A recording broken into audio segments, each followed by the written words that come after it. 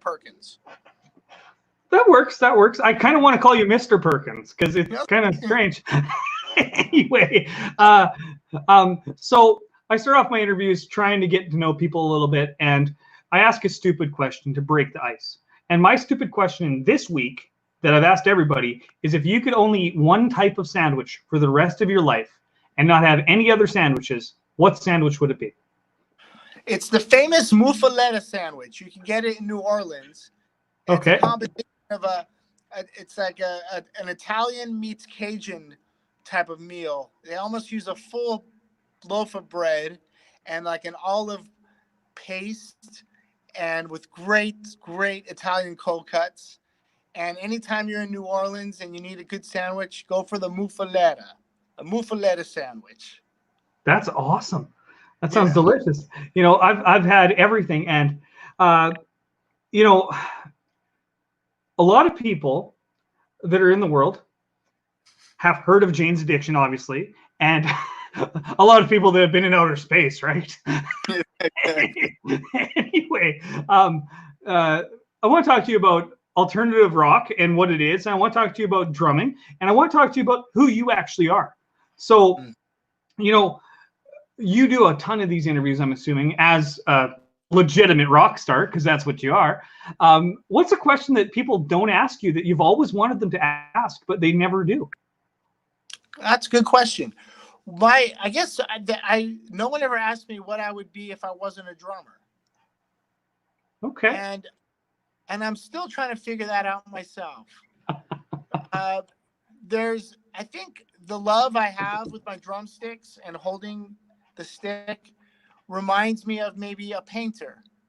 And Okay. I wouldn't want to paint houses, but I would like to paint canvases. And I love abstract painting, and I also love the fact, like a Salvador Dali can paint like Rembrandt, but instead he chose to put the rooster coming out of the guy's head, so it's not real, it's surreal. And I'm fascinated with art, and I would think it would be a wonderful profession to paint. And it also has that meditation, but also the physical side, like drumming. Mm-hmm. You know, there's a yoga that I get to go through when I play drums, but I'm also using my body as an athlete. And I think kind of like Jackson Pollock. Before Jackson Pollock threw the paint, he was using a brush like everybody else. And he had it to hear. And he's like, I don't want to replicate and be derivative of everything that came before me. I want to be original. And he became a physical, athletic painter by throwing the paint. And I think somewhere between courage and curiosity, you get progress in music and art. So I would like to be a painter that has courage and is curious. And that kind of, those things put together, I think, like I say, can make you an original. And, you know, it's not always a pat on the back or someone telling you you did a good job. That's not really what I'm looking for. I'm looking to reflect my own experience and get it out there, either on the drum set or the canvas or in a conversation. You know, I'm 52 years old. I've been playing drums since I was 8. And there's still a quest of mine to get better and to somehow reach my potential as a drummer.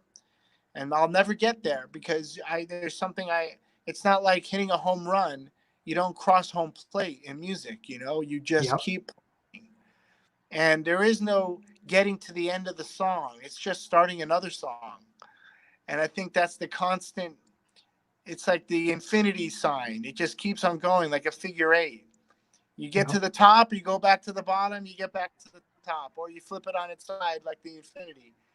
And it's never ending. So I find that with painters and artists, that they get experience where they finish one painting, but they start another. And I feel that it's even with friendships. You know, sometimes the door closes, another one opens, or sometimes the door opens and you have a bunch of people together, and the conversation gets bigger and stronger. So that's really my chase, is to find an original way of getting my emotion and personality out there. Right now, it's the drums. That's awesome. I talk to so many people that aren't willing to share of themselves. They're all tight in the chest and won't let the emotion out. But I could tell by your response that you're a genuine human being, and I thank you for that. It's missing from a lot of interviews. I know you might not think so, but it really is that a lot of people just want to promote their stuff, and it's nice to have someone. You don't have to promote your stuff. You're a made man. It's kind of nice to have that. Um, when Thank when you. you are okay, so you talk about painting and stuff. I was reading some previous articles about banyan. Is that how it's pronounced? That's right. And Like a and you guys had yeah, a like a tree, yeah. You guys had a painter on stage with you sometimes, right? Or do you still? absolutely. The great Norton Wisdom. Yeah, And Norton, when he paints on canvas, it's completely different than what he does on stage. On stage, he has a 6x6 plexiglass. He paints it with his hands and brushes and sponges, and then it's alive, it's moving, it's morphing, and then by the end of the song, he'll take a squeegee and erase it all and start another song, another painting. And it's usually pulling from the sound and the pulse and the tempo of the song, but yeah, it's also very, I guess, in a sense, in the moment, you might see a beautiful woman turn into an atomic bomb, turn into a surfer, turn into a drum set. It just flows like the music does. And there's something quite magical about what he does that's like an improvising musician. hmm, There's no real plan except to be in the moment. And also, there is no real goal line. You just let it happen. And sometimes they'll go for a quick, maybe like a song, a quick improvised song will go quickly and be over in a few minutes, or it'll stretch out. I find that happens with Norton's paintings. And so there's something really physical about what he does and emotional. And it's a perfect match for Banyan because 95% of the time we don't have any singer in Banyan. It's instrumental, yeah, but we're not showing off with our chops. We're being musical, even though there's no song per se with lyrics. But he adds the lyric because the lyric to me is cinematic, and a word will put you in a place and make you think of something. And hmm, that's what his visuals were doing. So it's a perfect match for instrumental music. And we've got some great Norton Wisdom pieces here in our house that were not squeegeed off the screen. I made sure he didn't. I keep that one. I like that. And then sometimes he'll work on a canvas, and it's a completely set of different circumstances, and it looks quite different, and you wouldn't even know it was the same artist. And like you were saying a minute before we talked about that, the inner view to me is more of an inner, yes, inside, the inside view, inside and out. What is the person that you don't see or hear when you listen to their music, or maybe see a photo of them and what your image of them is? So I do appreciate you noticing that I put my emotion on the sleeve and then wear it yep. out. You know, I think the great interviewers are almost gone. Carson was one of the best, and there was another one, Welk. He used to have a TV show back in the 50s and 60s, and those interviews, it was like they were friends, and that's the goal of this. Yeah, we're probably never going to sit across at a restaurant from each other and have coffee or anything like that, but I'd rather be your friend in the moment, if that makes sense. When you're so I'm going to preface this. I know your career is not done, but when you look back at what you've done so far, do you feel any sorrow, any regret that it's in the past? That, and I know there's probably greater things to come, but the youth, Yeah, yeah. you said you're 50, youth is starting to be fleeting, right? Does that make sense? So how Yeah, does that make I you mean, feel? what well, I've always been in the moment, Okay. and now that I'm 52, uh, I could, of course, look back at what I was like at 25. But was it a better me? Was it uh, a more, I guess, personalized version, or am I kind of the same, putting myself out there and waiting for the lashings? That And makes I sense. think that's what I haven't really grown up because I never had a real job. I never had to put my hobby away and get to work.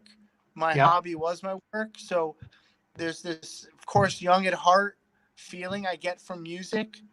But, to be on stage at the Madison Square Garden in 1990 with a sold out crowd was something I can't repeat, but I still have it. I did it. And I think it's better to look back at these great achievements with a smile than with the sadness, like back in That the makes good sense. old days type of that. I Uh, think what's happening now in the last 80 days with this COVID mess is going to be great for art and music. Tomorrow's art and music will be full of not only sorrow but emotion, and there'll be a lot to be examined with the new music and the new art. And I think attention spans are starting to lengthen again. And people are listening to 3-hour podcasts or sitting down and watching 5 hours of TV shows on Netflix. The 3 years ago where people only wanted a flash of information, now they're interested in the backstory. And I think the silver lining of this mess is there'll be more patience, there'll be more understanding, more tolerance, and more interest in the layers of the onion, not just the outside layer, but what's on the inside. And I think that's not to think about the past, that it went by quick and we weren't in the moment, but I think now we can really absorb it and taste it and keep chewing. And I think that's important, that not only is the suffering and the pain is always in life, yeah. and everything goes, every bee, ant, person, flower, we all have to go to the next journey, but really enjoy this journey to the fullest. And I think I've learned that, and I never did take it for granted. I love playing music in front of people, and it wasn't the matter of if it was 50 people or 50,000. My job is still the same, is to get people to get out of their head and loosen up to my Yeah. rhythm. And I never really grow up when I play drums.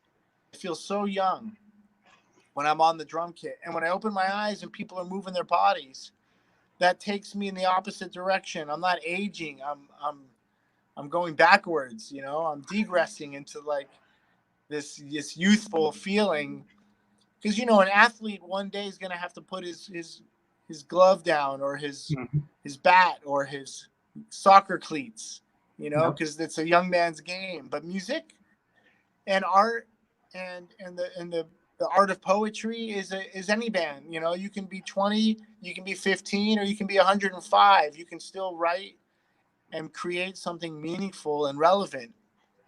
And young people have a lot of energy, but old people have a lot of experience. Yeah. And I think that's my goal, is to put that together, is not lose my energy and use that experience to channel it into something new. I don't want to repeat myself on the drum set. Yeah. Someone who listens to a drummer might go, well, it just sounds like drums.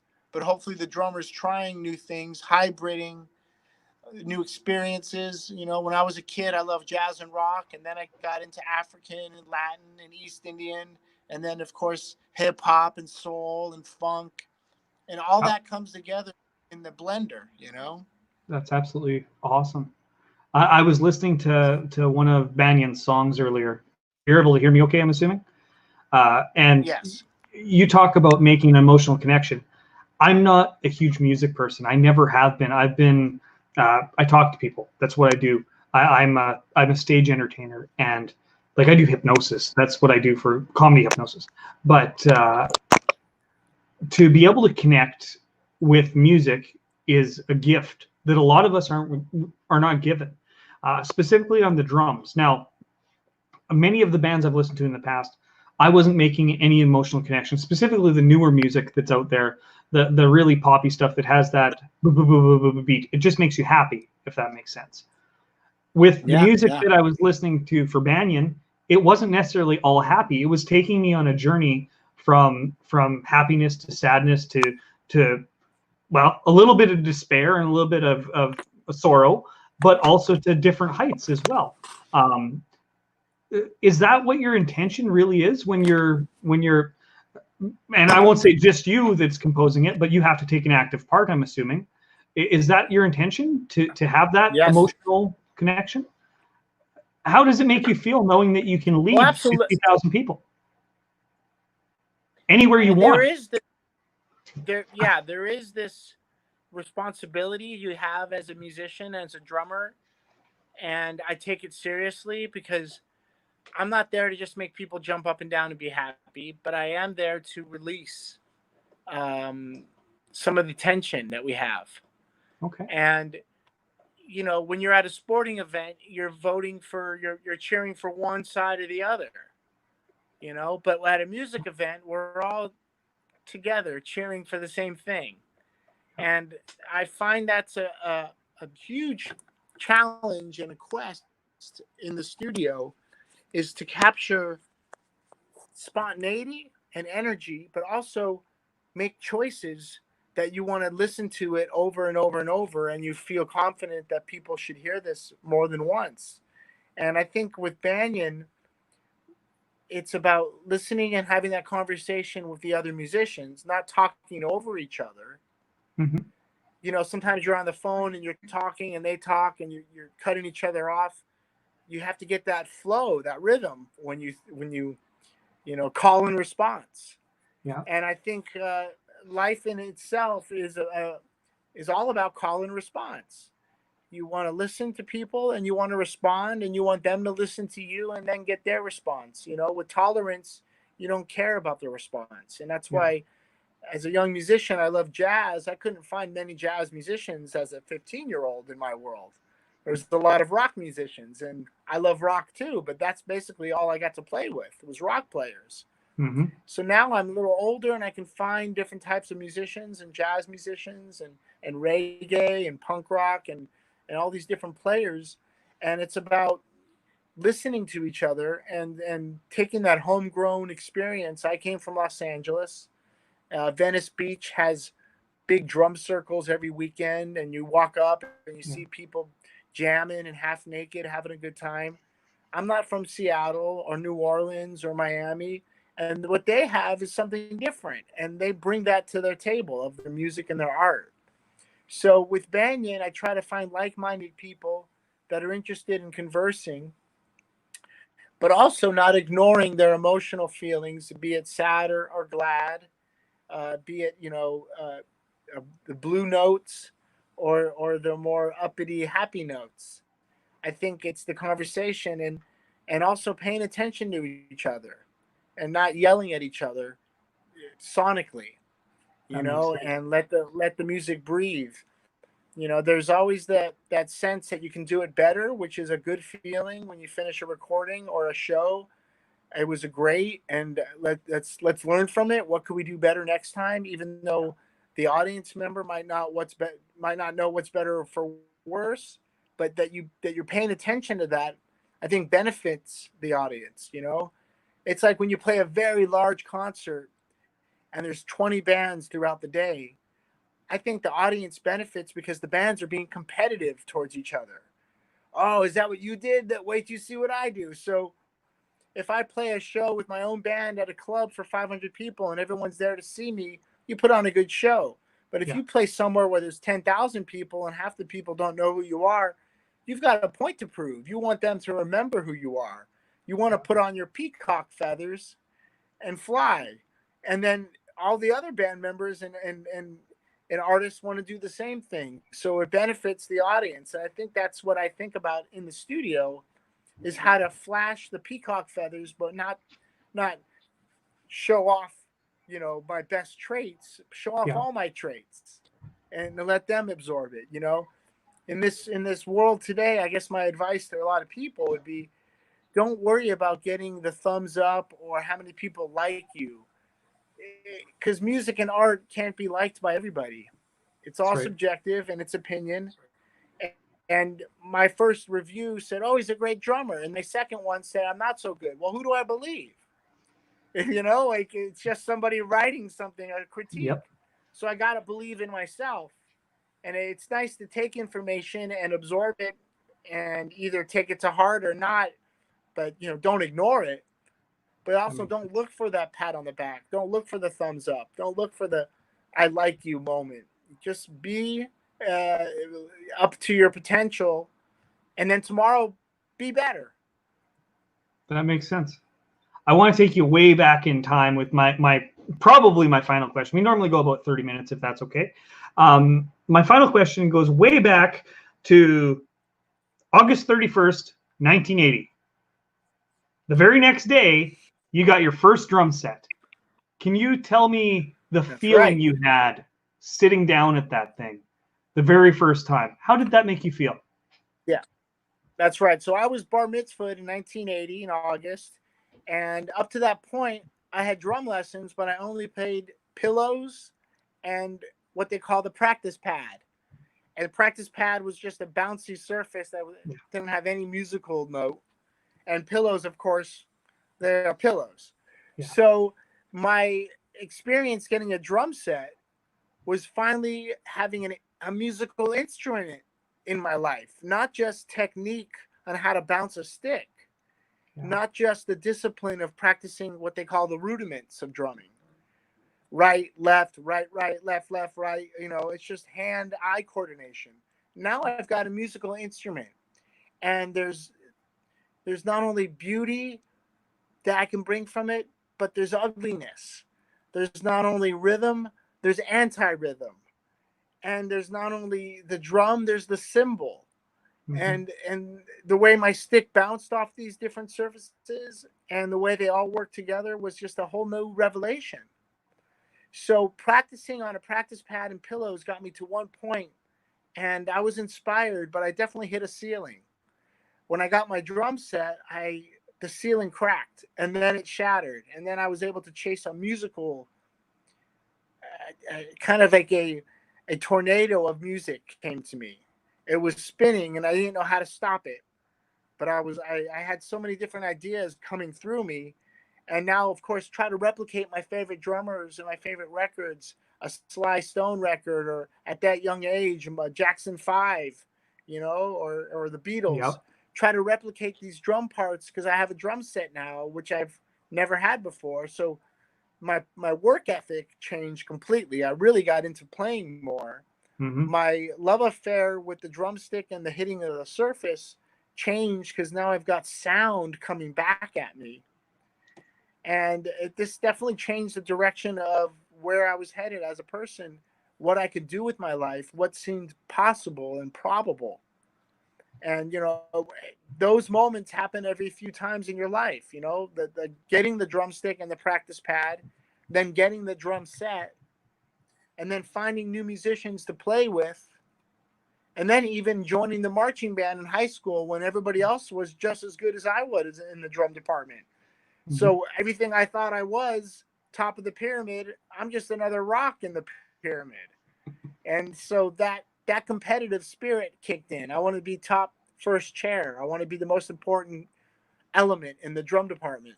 And so these different occasions that happen definitely didn't push me down. They brought me back up and got me more involved in the instrument, and I guess being a original.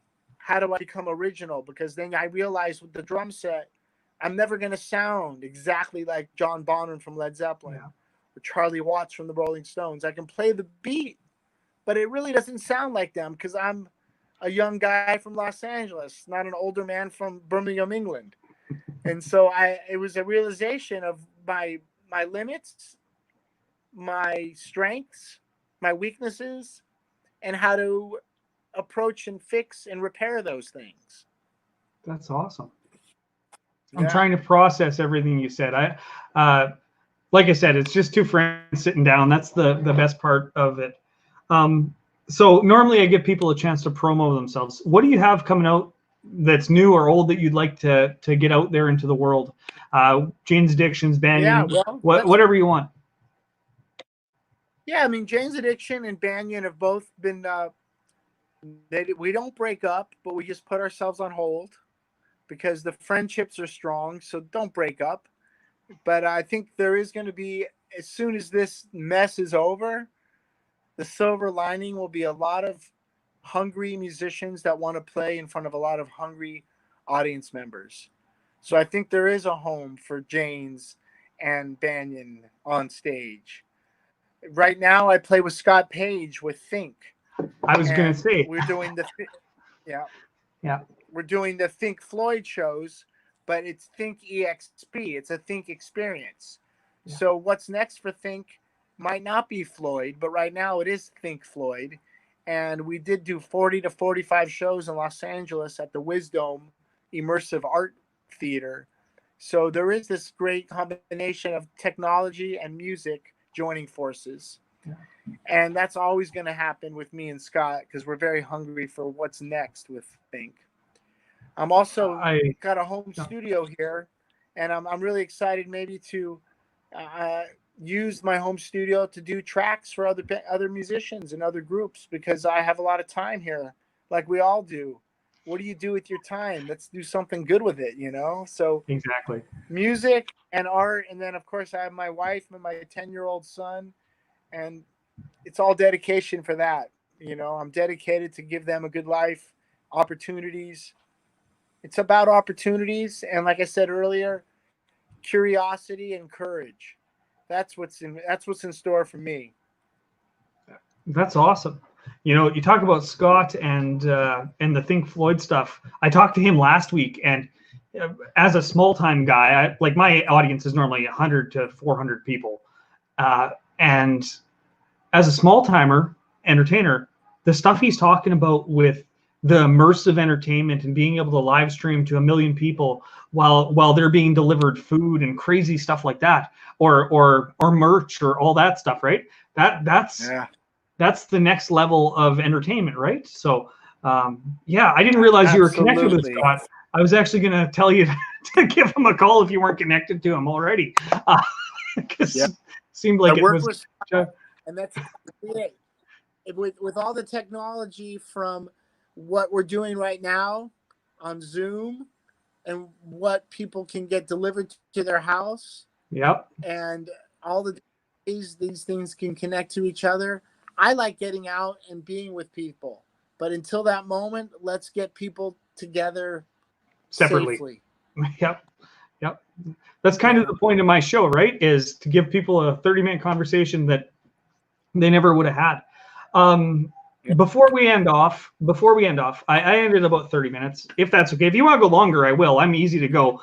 But my last question that I normally ask is not for anybody else, but for yourself. And today only, not yesterday.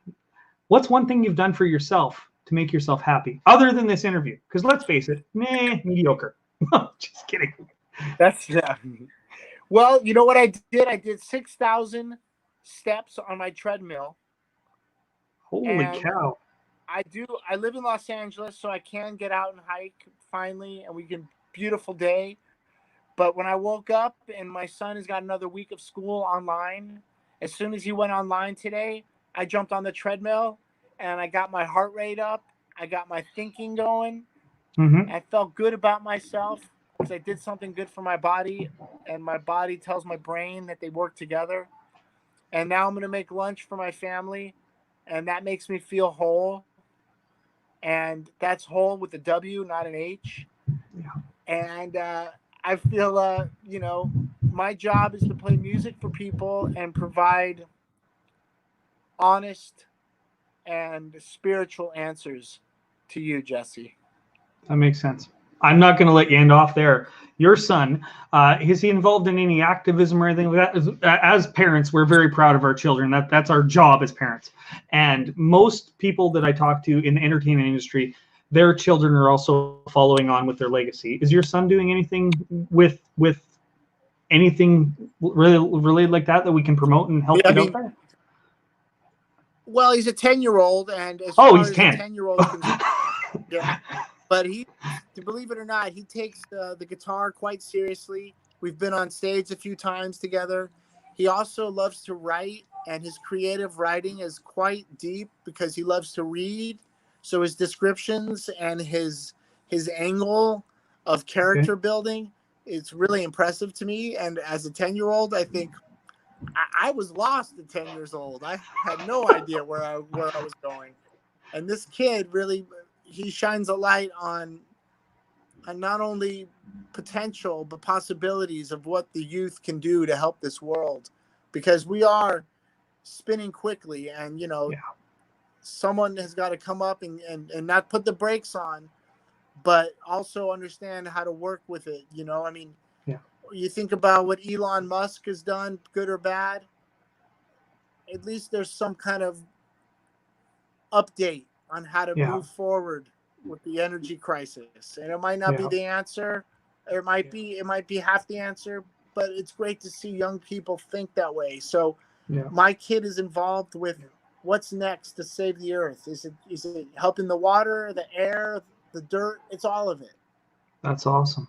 And once I that did. is kind of on a pure, if it's getting purified, and then we'll live a pure life, whatever that means. We'll be able to see each other and hug each other again, because Yeah. we know that the world is safe. And I think that's what my kid is making me realize, and what I want to realize for him is a safe place to be, you know, not only charitable, because it's not the wrong word, but to be giving, Okay. and to give to people with music and art and love, and it's of course money and food and all the things we all need. Yeah. The reason I ask about your child is, I'll be honest, the music might not connect with everybody, but anybody who's got a son or a daughter just connected with that last 2 minutes that we talked, right? So that's awesome. That's the end of the interview. I want to thank you very much, and I'm still going to call you Mr. Perkins. One day, I hope to meet you in real life, and if you're up to it, I'll give you a hug. I'm a hugger, even if you're not. Thank you Now very let's much. let's let's let's let's hug it out. Let's hug it out, Jesse. That works. Sorry for being weird. Let's end this off. I'm going to hit the end broadcast. No, you're not Thank you. weird.